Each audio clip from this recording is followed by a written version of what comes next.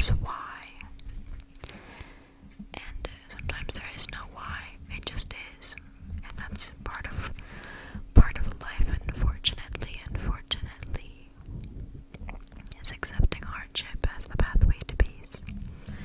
Now, I will never say that you must know hardship to know peace, but accepting that hardship is a much faster way to achieving peace than we'd like to accept.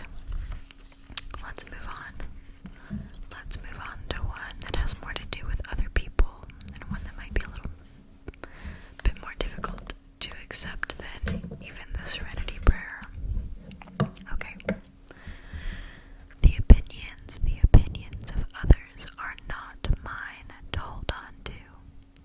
Their wounds are their own to work through, and my wounds are mine to work through.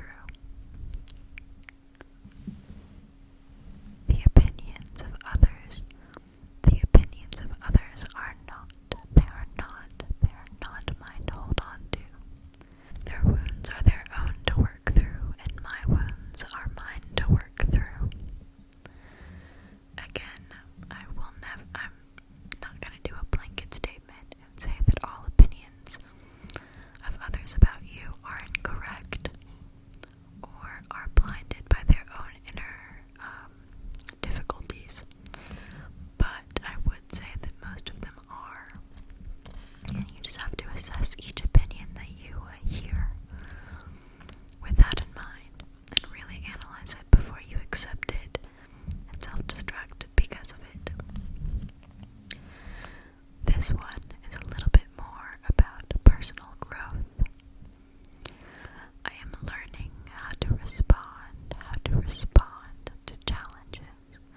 to challenges with an open heart and an open mind. Let's read it again. I am learning how to respond to challenges with an open heart and an open mind. So, for me, often when I am met with a challenge, I cocoon in my head, and I'm not very good at this, approaching those challenges with an open mind and an open heart, because most of the time it feels like being crushed, because you either were expecting one thing to happen and that thing didn't happen, or an unknown occurrence smacked you in the face. And that happens a lot.